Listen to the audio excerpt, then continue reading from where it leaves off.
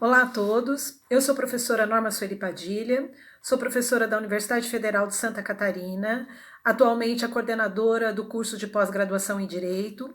Estamos participando da Marcha Virtual pela Ciência com alguns dos nossos docentes e discentes para manifestar o nosso total apoio e dar a nossa voz no sentido de defender o papel da universidade na produção da ciência, na produção científica tão necessária para a melhoria da qualidade de vida da sociedade. Estamos vivendo um momento de uma pandemia mundial, global, em que um vírus acuou toda a humanidade.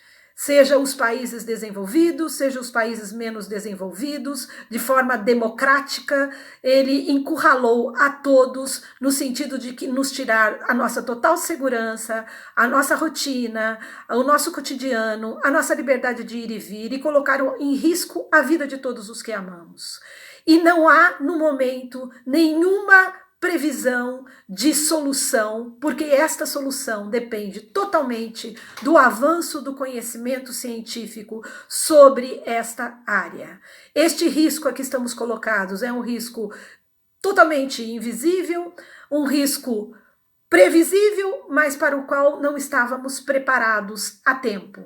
E para isso é preciso investimento e confiança na ciência. É preciso que se valorize o trabalho de todos aqueles que estão nos seus laboratórios, nas suas universidades, nos seus institutos, fazendo a pesquisa necessária para descobrirmos ou a vacina ou um tratamento adequado para que nós possamos voltar à nossa normalidade. Então é um momento também de muita reflexão do quanto os estados têm investido em saúde, o quanto os estados têm investido em educação, o quanto os estados têm investido no seu próprio cidadão, na formação do ser humano, porque é o momento de refletirmos o quanto estávamos desconsiderando o valor dos direitos sociais, que é uma grande conquista do último século, e da qual nós não podemos admitir retrocessos. A proteção do trabalho humano, a proteção do equilíbrio do meio ambiente, o envolvimento, o investimento na saúde, na formação dos nossos jovens e das nossas crianças,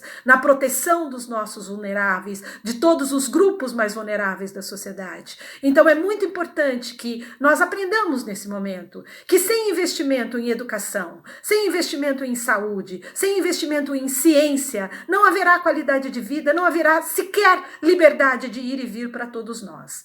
No nosso programa, o meu projeto de pesquisa e o meu grupo de pesquisa é Trabalho, Meio Ambiente e Sustentabilidade, onde nós trabalhamos exatamente essa interdisciplinariedade entre a questão ambiental e a questão laboral, que fica bastante evidente neste momento, porque o meio ambiente do trabalho é o ambiente em que o trabalhador passa a maior parte da sua vida produtiva. No momento em que a nossa segurança está no isolamento social, nós sabemos que muitos daqueles do qual depende uma mínima normalidade e subsistência de todos nós são aqueles que estão e não podem fazer isolamento social e que estão trabalhando. Então, cada um desses trabalhadores, desde o pessoal da saúde, aqueles que nos alimentam, né, que produzem o alimento, que fazem o alimento chegar até nós, todos estes, os lixeiros, né, as pessoas que estão trabalhando e não podem deixar de trabalhar, são pessoas que estão expostas a um grande risco.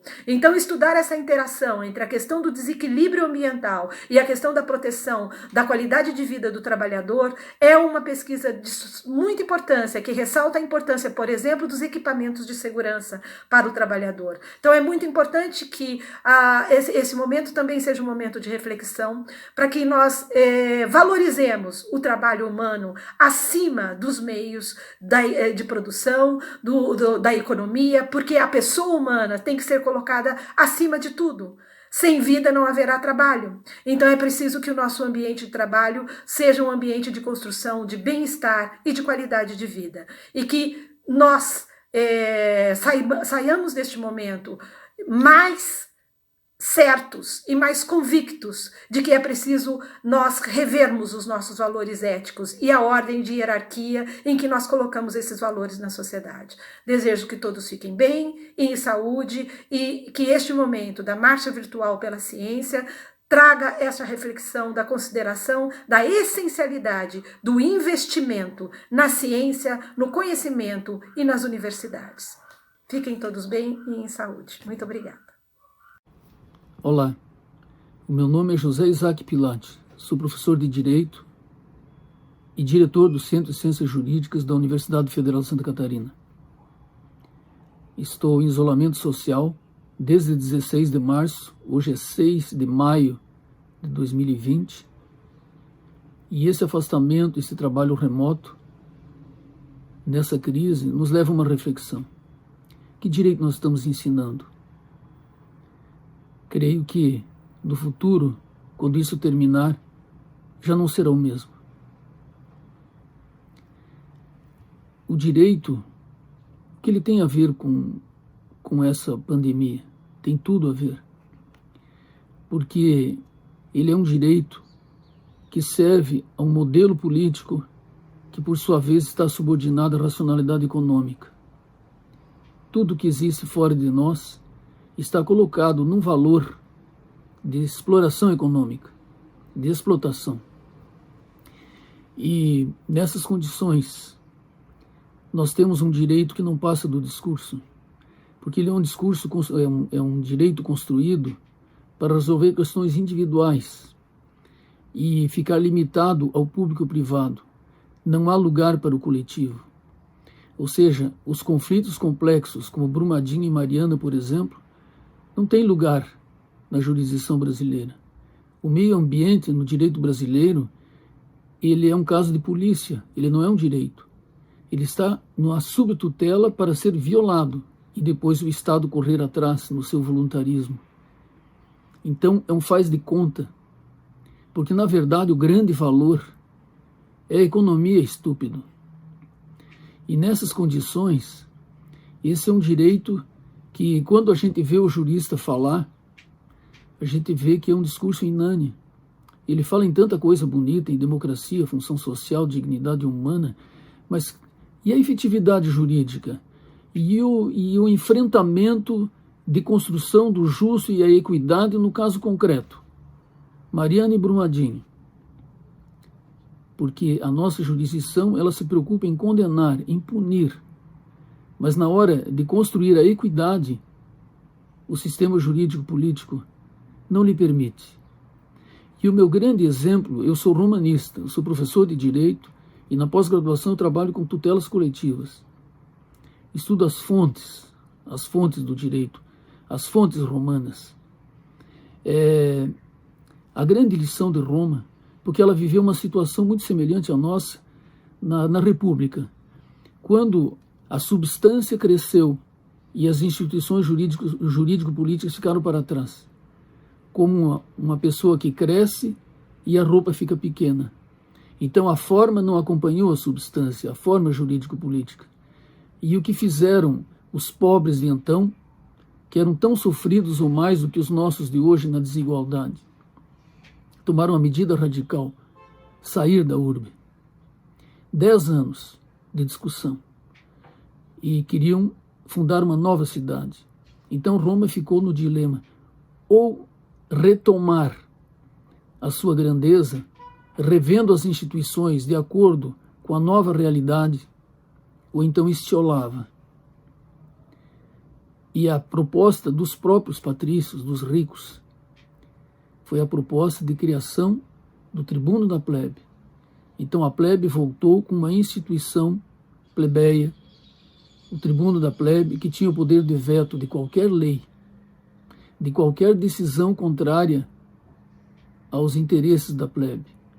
E com isso, e outros desdobramentos da proposta, não que cessaram os conflitos, mas agora a regra era clara e poderiam conviver na diferença, mas sem que um lado tivesse o poder absoluto de esgotamento daquela situação, como hoje se esgota o planeta. Uns esgotam o planeta e os outros pagam a desgraça. O vírus veio cobrar o preço de todos. E daí a sua gravidade, e daí o grande exemplo desse vírus, que deixou, inclusive, o próprio sumo pontífice rezando sozinho, cancelou as Olimpíadas e deixou o presidente dos Estados Unidos tão macambúzio. Muito obrigado. Cumprimento a todos e a todas. Eu quero compartilhar aqui com vocês da pesquisa que estamos realizando no contexto da pandemia, investigar o impacto sobre a criminalidade organizada que tende à expansão, sobretudo a transnacional, por meio da fraude. É uma tendência, portanto. A União Europeia é exemplo disso. A observação que fizemos em relação ao Eurojust, que é um órgão da União Europeia, cuja atribuição é melhorar a cooperação entre autoridades nacionais, a Eurojust tomou medidas contra organizações criminosas, hackers de computadores e também fraudes online que atuavam abusando da atual crise da Covid-19. Na República Tcheca, por exemplo, organizações criminosas invadiram o sistema de computadores de um hospital e criptografaram todas as comunicações. Diante disso, houve o desligamento temporário do hospital em plena pandemia. É preciso reagir, e reagir com algo que seja eficiente. Nesse sentido, é preciso fortalecer e investir na cooperação judicial e policial, para que criminosos não se escondam atrás das fronteiras nacionais. Muito obrigado. Olá, meu nome é Joana Stelzer, sou professora da UFSC, trabalho no programa de pós-graduação em Direito para mestrado e doutorado, e minha linha de pesquisa é sobre comércio justo, também conhecido então por Fair Trade, embora tenham algumas características distintas os dois fenômenos, mas basicamente se trata de um comércio que tem nos seus produtos a sustentabilidade, tanto econômica, social quanto ambiental.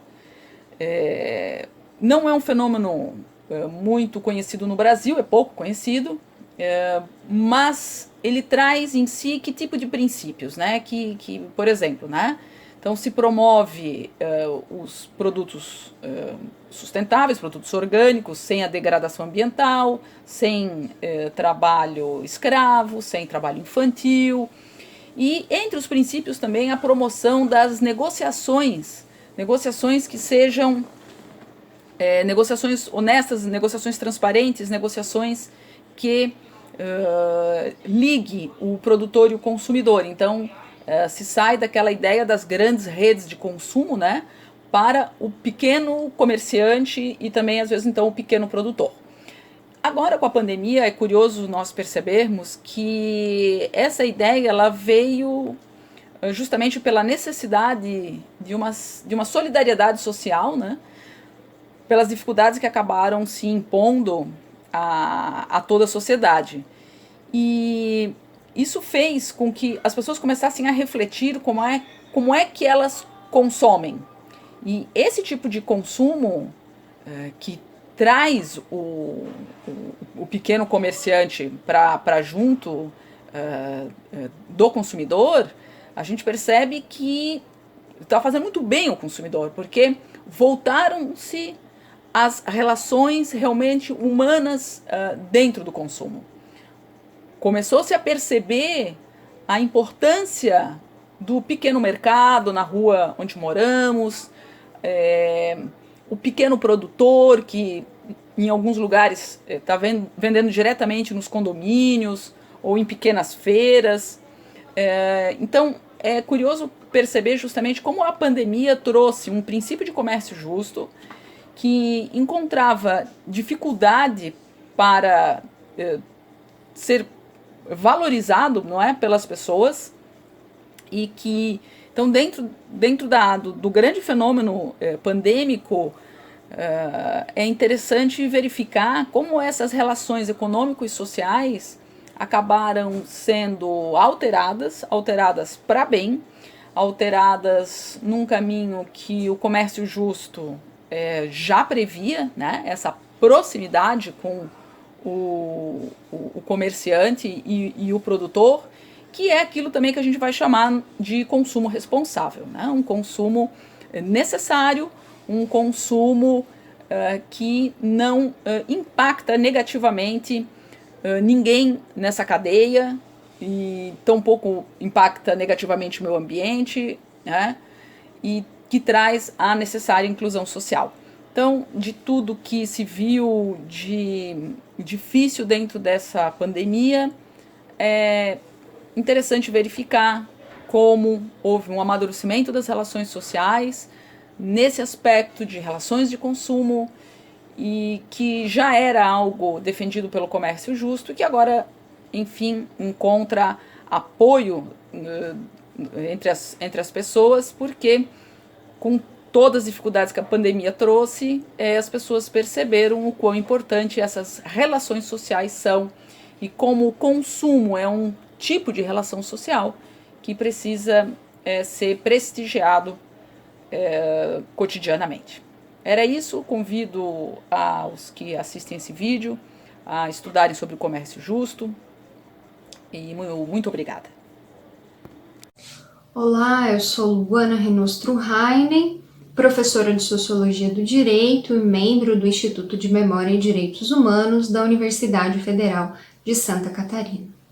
Eu vou falar sobre a nossa pesquisa sobre direitos humanos e neoliberalismo e relacionar com o contexto da pandemia que nós estamos vivenciando. Primeiramente, nós precisamos compreender que os direitos humanos são conquistas civilizacionais, bases das sociedades ocidentais contemporâneas, juntamente com a democracia e o Estado de Direito. Enquanto direitos históricos, eles são profundamente influenciados pelas condições sociais, econômicas e ideológicas de cada tempo. Nascem como direitos individuais no século XVIII, como o direito à vida e à liberdade, se expandem com os direitos políticos no século XIX, com o direito de votar e o direito de se associar, e ampliam a própria concepção de sujeitos de direitos no século XX, com os direitos sociais, então os direitos trabalhistas, o direito à saúde e também o direito à educação, por exemplo. Mas a partir da década de 70, somos confrontados cada vez mais com uma nova razão do mundo, o neoliberalismo, que atinge as próprias bases dos direitos humanos ao questionar tudo que é coletivo e social. O sociólogo Loic Wacam afirma que o neoliberalismo articula o Estado para imprimir sobre a cidadania as marcas do mercado, através de uma lógica altamente individualista do empreendedorismo de si mesmo. Segundo essa lógica, cada um é integralmente responsável pela condição em que se encontra. Então, os mais pobres são responsáveis pela sua pobreza, enquanto que os oprimidos pela sua opressão. Essa lógica neoliberal nega qualquer forma de responsabilidade coletiva pelos problemas estruturais da nossa sociedade. O Estado neoliberal, assim, é edificante e libertador para as elites econômicas, através, por exemplo, de políticas de desoneração e incentivo fiscal, mas quando diz respeito aos mais pobres, esse mesmo Estado ele é restritivo e penalizador. Então ele gera insegurança no trabalho ao reduzir direitos trabalhistas, ele diminui as políticas de assistência social, realiza cortes nas políticas de educação e de saúde. Ao mesmo tempo, ele é um Estado penal forte para os mais pobres, e a principal política que nós temos para lidar com os problemas sociais é o encarceramento. No contexto da pandemia da Covid-19, essa lógica neoliberal mostra o seu aprofundamento, mas também o seu esgotamento. Enfrentar essa pandemia exige ações coletivas, justamente o oposto da lógica individualista do neoliberalismo.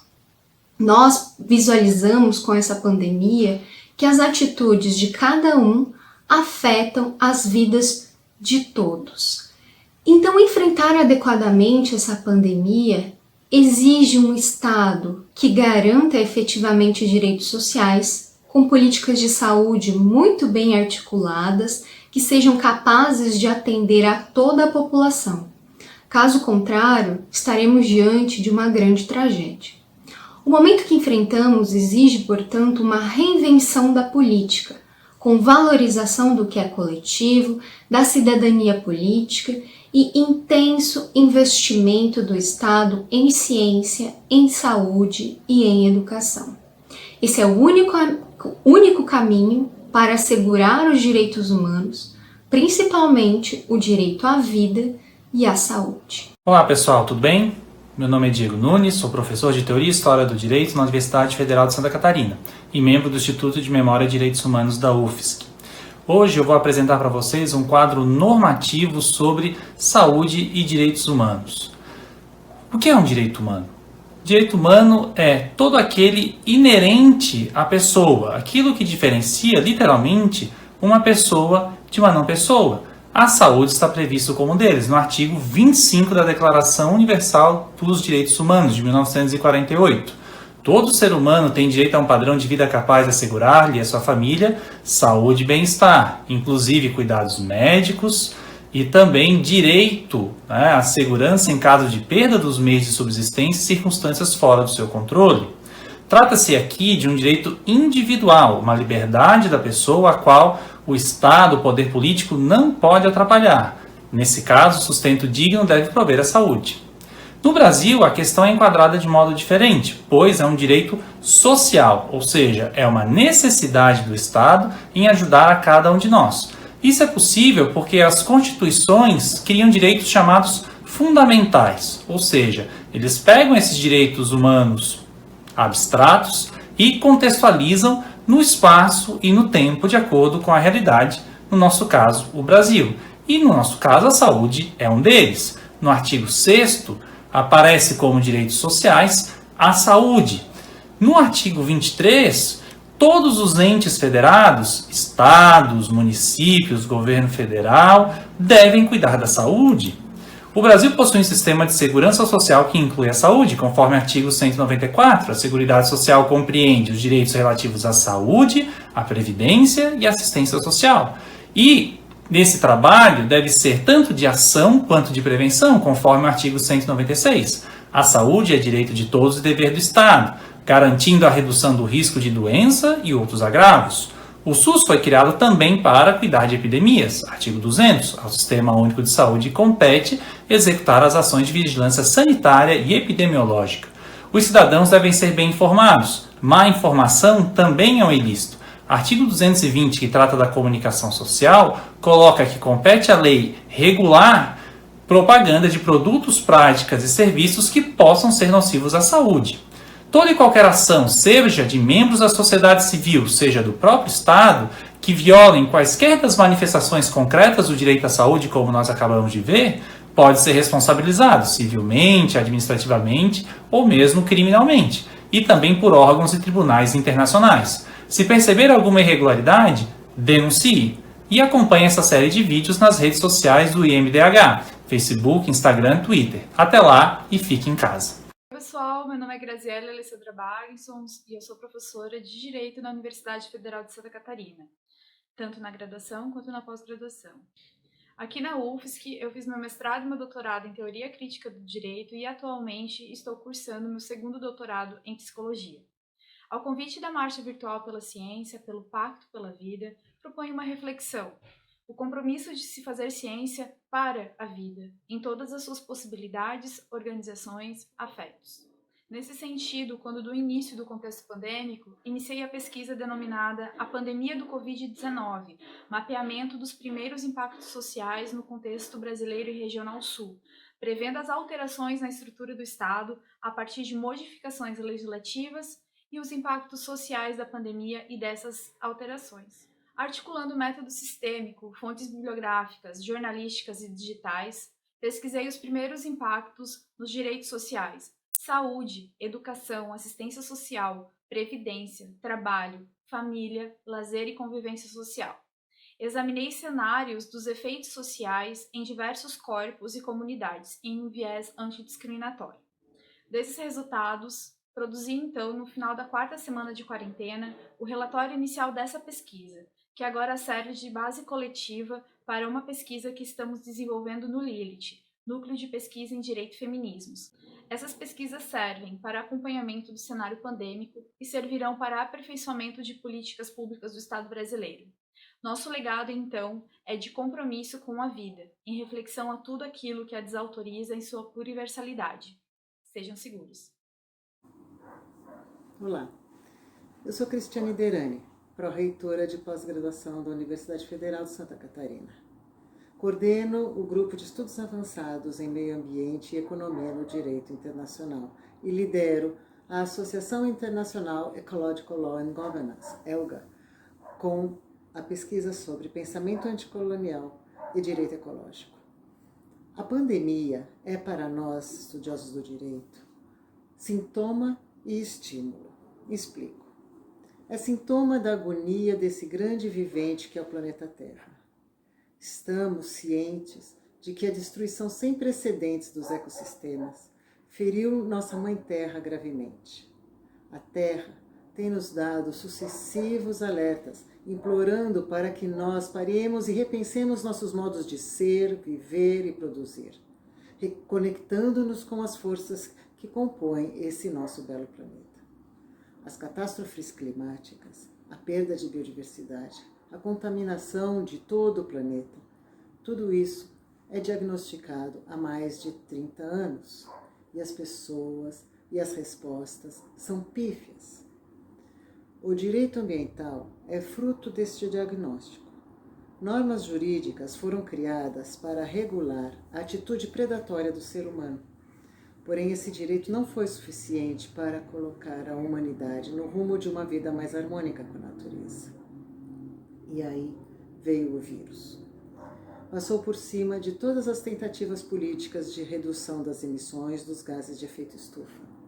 Ignorou todos os discursos para a mudança dos nossos padrões de produção e consumo.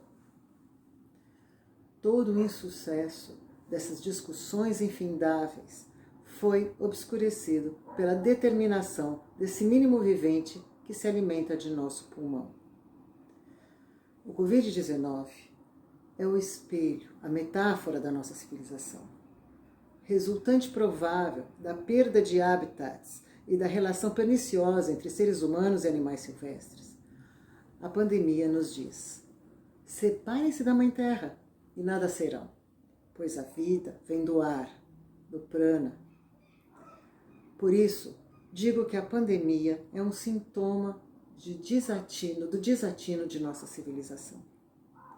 A pandemia é, por outro lado, um estímulo para o pesquisador do direito ecológico, que compreende a sociedade como parte do todo o sistema vivo da Terra.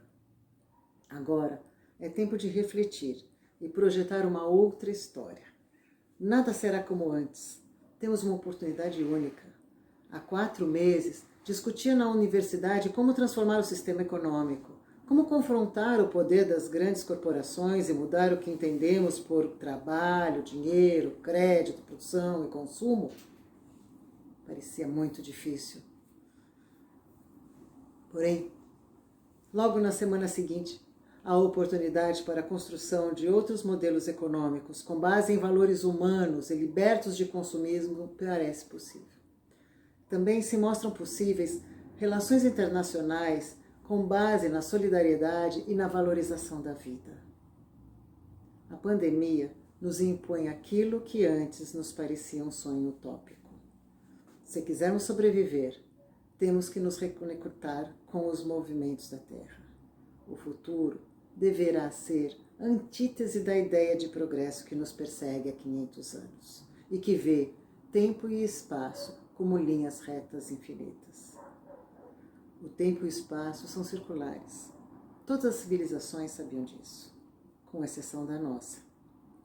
Vamos resgatar nossos conhecimentos ancestrais e nos reinventar. Vamos fazer da tecnologia nossa grande conquista para recuperarmos a humanidade e construirmos uma nova sociedade global, que seja local no acolhimento e global nas trocas humanas, solidárias e enriquecedoras. E o direito? É verdade. Aonde há sociedade, há o direito. É a frase de Aristóteles. A sociedade que renasce em novas bases tem no direito o pilar para a sua reconstrução.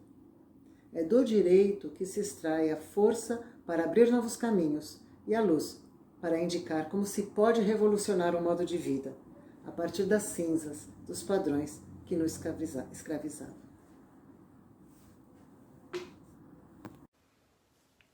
Olá, eu me chamo Luísa Bresolin, sou doutoranda no programa de pós-graduação em Direito da UFSC.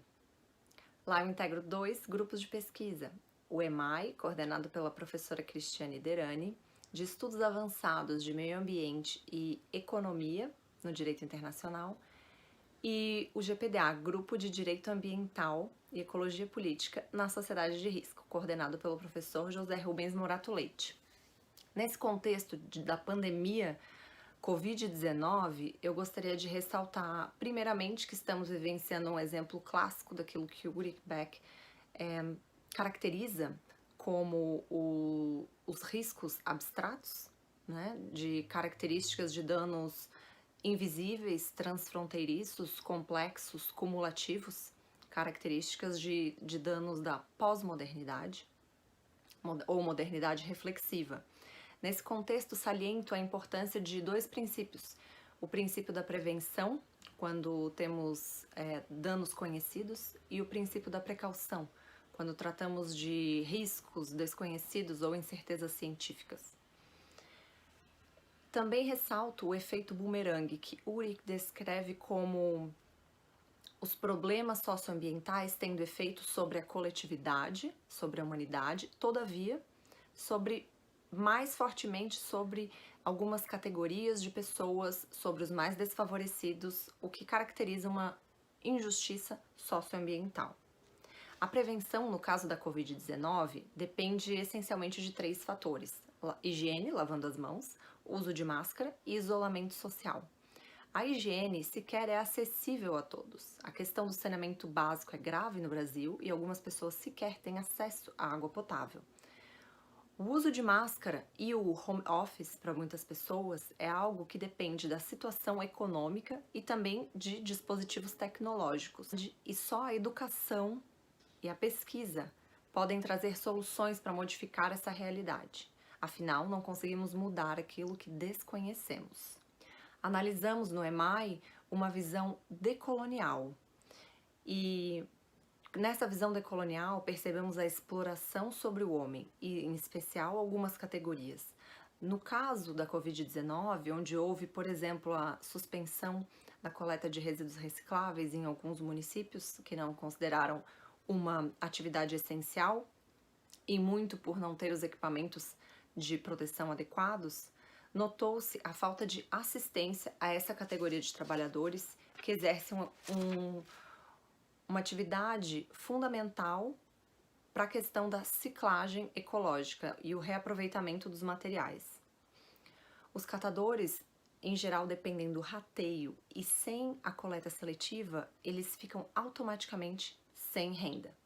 A retomada da coleta seletiva traz agora um problema quanto aos equipamentos de proteção e outro problema tangente ainda à epidemia, relativo a sobrevida, conforme alguns infectologistas apontam, a sobrevida do vírus nos objetos e nos residuários por dias. Então, uma política de armazenamento desses resíduos sólidos antes que passe pela triagem, que em regra é manual. Então, percebemos que a complexidade dos problemas e também a sobrevalência de interesses econômicos sobre os direitos. Essas questões foram ampliadas pela Covid-19. No entanto, elas fazem parte de uma realidade constante, que só ficou mais clara, mais evidenciada. Um direito que se pretende não colonizado e ecologizado deve ter um olhar de cooperação, um olhar ecológico e independente. E a partir dessa perspectiva, percebemos o homem como integrante da natureza, assim como os demais seres que compõem a nossa biodiversidade no planeta. Dizem que a Holanda passa a tratar de teoria de decrescimento, teoria Donut. Falam em Green Deal. Será que isso se aplica ao Brasil? De que forma? Valorizamos o conhecimento e a pesquisa para encontrar respostas orgânicas e soluções aplicáveis, observando os limites do planeta e também as peculiaridades regionais e locais do nosso país. Grata pela oportunidade de reflexão e até a próxima. Olá, meu nome é Alex Silva Gonçalves, eu sou aluno do programa de pós-graduação da Universidade Federal de Santa Catarina, UFSC, fazendo doutorado, faço parte do grupo de pesquisa do EMAI e hoje estamos aqui para falarmos um pouco sobre a Covid-19 e essa falsa percepção das emissões de gases do efeito estufa em um contexto de mudanças climáticas, tá certo? O que é que nós podemos observar? Com o surgimento desse novo coronavírus, ele alcançou proporções antes inimagináveis na história da humanidade em todos os aspectos sociais, econômicos e também ambientais, tá? A propagação do vírus em todos esses setores sociais impõe, tomando-se por base os dados oficiais de que temos disponíveis até então, elevados índices de óbitos decorrentes dessa doença. Por outro lado, o que se tem de medida mais eficaz é o isolamento social, pelo qual toda a humanidade está passando, toda a sociedade está sendo submetida. Então, com relação especificamente a esse distanciamento social e com o objetivo de evitar níveis maiores de contaminação e de mortes, o afastamento ele acaba tornando-se inevitável, prejuízos econômicos em decorrência disso, como o fechamento do comércio, enfim, nós sabemos que alguns lugares impõem multas em caso do descumprimento e tudo isso tem um significado maior, que é a preservação da vida humana. Então esse distanciamento se faz necessário em razão da preservação da vida humana e por isso o comércio ele foi fechado. Se nós procurarmos imaginarmos que estamos inseridos dentro de um sistema capitalista, uma situação como essa era antes inimaginável aos olhos de todos nós, tá certo? Então, como imaginar que o capitalismo fecharia as suas portas em prol de uma questão humanitária, em prol de um bem maior que é a vida? Com relação ao meio ambiente, os impactos eles também ocorreram. É claro que com a diminuição da circulação de pessoas e veículos nas ruas, nós também sabemos que a quantidade de gases ou de emissão desses gases do efeito estufa lançados na atmosfera também diminuíram sensivelmente. Isso já pode ser verificado por meio, inclusive, de imagens de satélites que foram fornecidos pela NASA. Tá? Claro que a gente sabe que há uma certa contribuição positiva nesse aspecto quando pensamos na questão ambiental. Agora, o que temos a certeza é que essa é uma falsa percepção, tomando-se por base de que esse processo todo de mudanças climáticas, ele não será revertido simplesmente durante esse período da pandemia, tá certo? Então, o grande questionamento que se faz hoje é que essa redução da poluição atmosférica e melhoria das condições climáticas, ela é passageira e é ineficaz. Então, como será a exploração dos recursos naturais e níveis de poluição a partir do momento em que a humanidade volte a todas as suas atividades normais? Quer dizer, estudos complementares, claro que devem ser realizados. Será que a humanidade não vai voltar com mais fome ao exercício de uma atividade dentro desse mundo capitalista e, consequentemente, acelerando mais ainda esse processo de aquecimento global depois de tudo isso? Então, a Covid-19 impôs uma união da sociedade mundial em prol da existência da espécie humana, quer seja por um isolamento, quer seja pelo exercício de solidariedade, enfim. Então, nesse sentido, nós percebemos uma certa união por parte dos governantes também, tá? De terem, inclusive, que fecharem os comércios. Agora, Espera-se que agora o capitalismo também ele possa se readequar às necessidades da humanidade no que toca também às questões ambientais em relação ao meio ambiente. Então, a pergunta que nós fazemos, a pergunta que nós temos e os questionamentos que advêm, portanto, é se a humanidade também tomará medidas eficazes em relação à própria existência de vida e em relação, inclusive, à própria biodiversidade como um todo, tomando medidas que se readequem ou que o sistema capitalista se readeque às pessoas e não que as pessoas se readequem ao sistema capitalista. E para isso, medidas públicas devem ser tomadas de formas mais firmes por parte dos nossos governantes, tá? Boa noite a todos, muito obrigado. Olá, meu nome é José Rubens Morato Leite, sou professor titular da Universidade Federal de Santa Catarina, pesquisador do Grupo de Pesquisa Direito Ambiental e Ecologia Política na Sociedade de Risco e pesquisador 1C do CNPq. Eu gostaria hoje de me manifestar fortemente em relação à importância do direito e principalmente a importância do direito para a ciência como um todo e especialmente os projetos que desenvolvemos no programa de pós-graduação em Direito da UFSC, demonstrando a importância da interação graduação, pós-graduação e contrariando as diretivas que estão sendo editadas pela CAPES e pelo CNPq relativo à restrição das bolsas de pesquisa e principalmente da bolsa de iniciação científica. Vamos demonstrar, através da fala dos meus integrantes do grupo, a importância dessa nossa pesquisa, ensino e extensão. Como professora do curso de graduação em Direito da Universidade Federal de Santa Catarina, fui convidada a coordenar o projeto de extensão Observatório Direito Ecológico e Pandemia Covid-19, uma iniciativa que partiu de alunas de graduação e bolsistas de iniciação científica.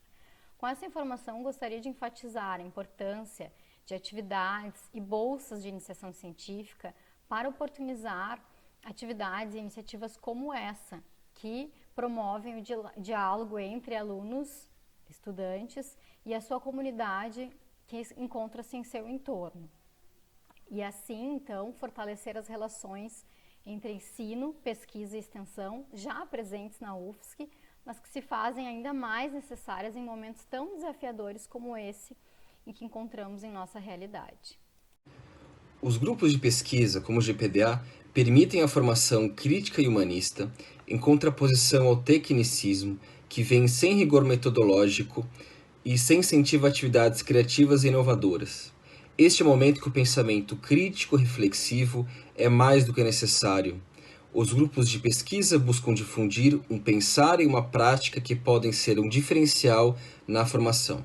Olá, e eu sou Elisa Ferreira Beckhauser, bolsista de iniciação científica. Bom, a pesquisa é um vértice fundamental para a construção de uma sociedade desenvolvida, democrática e consciente dos seus direitos e obrigações. A iniciação científica, que começa ainda na graduação, instiga, provoca, inspira o acadêmico para que ele busque a resposta às inquietações que são oriundas da sua leitura social. Além disso, ela habilita o estudante a seguir a carreira acadêmica, agregar conhecimento pelo trabalho direto com pesquisadores mais experientes, pode escrever artigos, apresentar trabalhos, enfim, aprimorar o debate de ideias de forma coletiva. O programa institucional de iniciação científica e tecnológica é primordial para o crescimento dos alunos que têm a oportunidade de participar. E isso significa reconhecer a importância de todas as áreas da ciência, porque só com a força conjunta de todos os feixes do conhecimento é que uma sociedade se ilumina. Como pesquisador graduando, eu pude perceber que as bolsas de iniciação científica traduzem uma mudança de paradigma na graduação, tanto para o graduando quanto para a relação entre a universidade e a sociedade.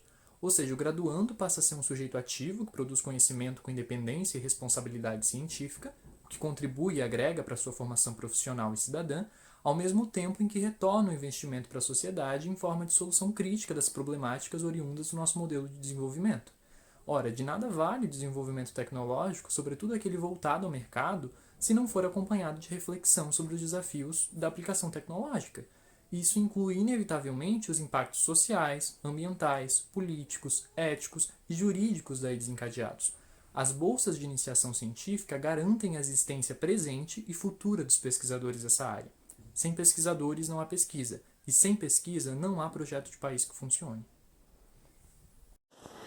Como bolsistas de iniciação científica, desenvolvemos outras atividades que não a pesquisa, como é o caso da extensão, fundamental para aproximar a universidade da sociedade em geral.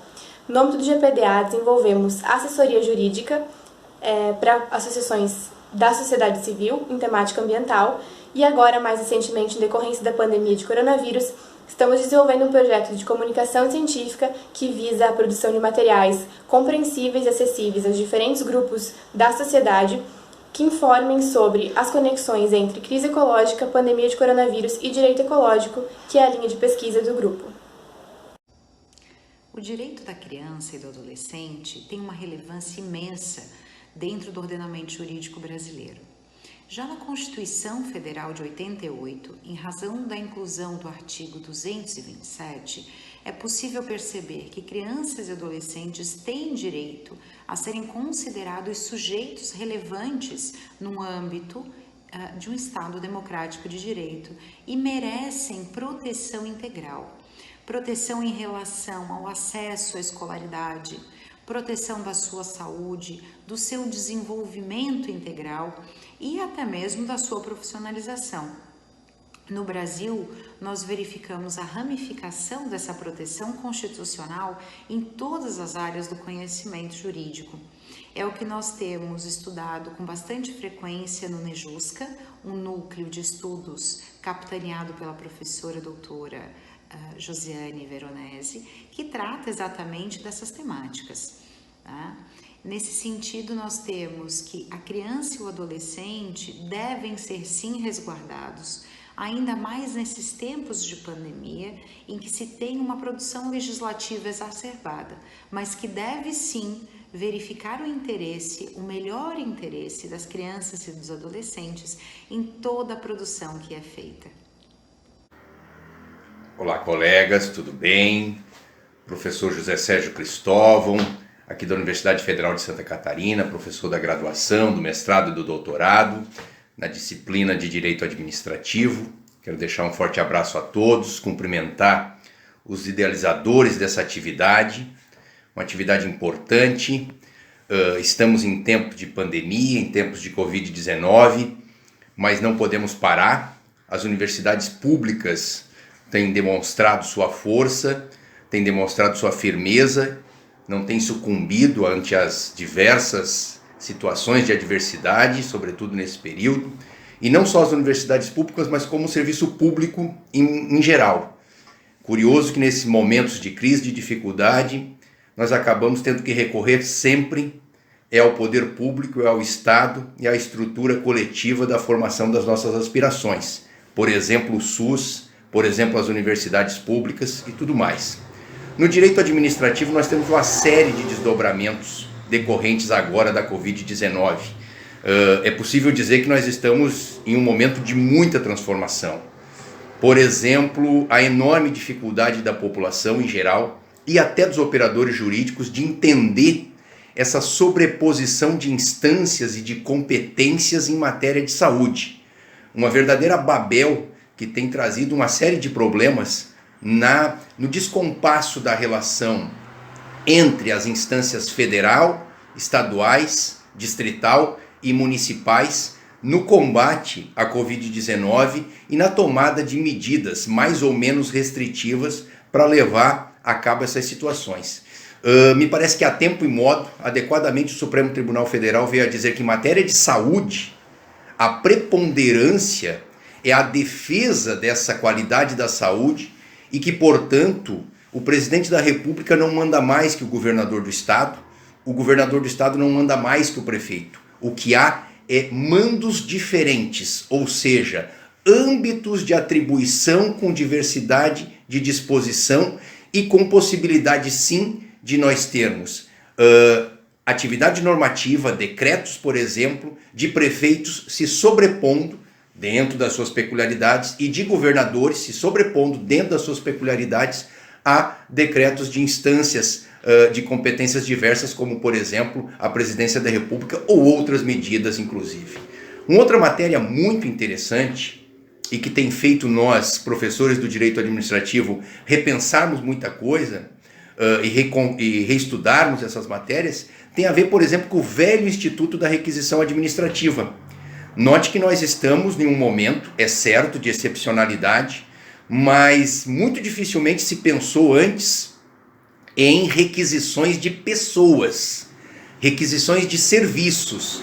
Nós sempre pensamos na ideia da requisição, quando estudamos, a ideia de requisição de bens, de materiais, de insumos, mas de serviços, como nós temos visto em alguns setores na área da saúde, sobretudo, e portanto se de serviços de pessoas, é uma novidade muito interessante para nós discutirmos no quadrante desse novo cenário aí do direito administrativo.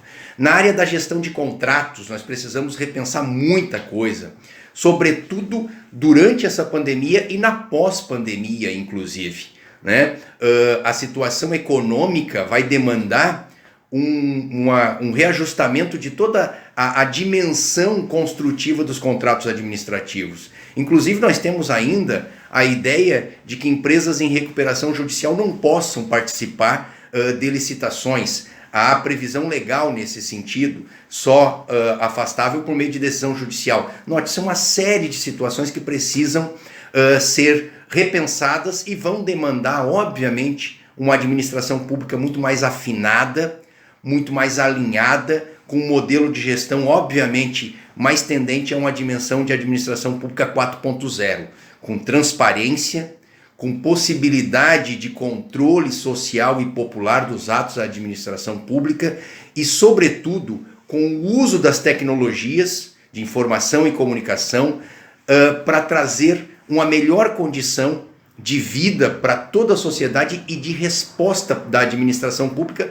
a todas essas demandas, que são sim muito sensíveis, que são sim crescentes, que são sim muito alinhadas com o momento que nós temos, que é um momento excepcional. Mas é nesses momentos que nós precisamos ver a dimensão de um Estado firme na proteção das pessoas, na proteção da sua saúde, na proteção da sua vida e, obviamente, na proteção dos seus empregos. É nesse sentido que nós trabalhamos a perspectiva de um direito administrativo durante a pandemia e depois da pandemia também. Deixamos novamente os cumprimentos aos idealizadores dessa atividade. Um forte abraço, sigamos estudando, sigamos refletindo e vamos ficar em casa tanto quanto possível. Um forte e fraternal abraço.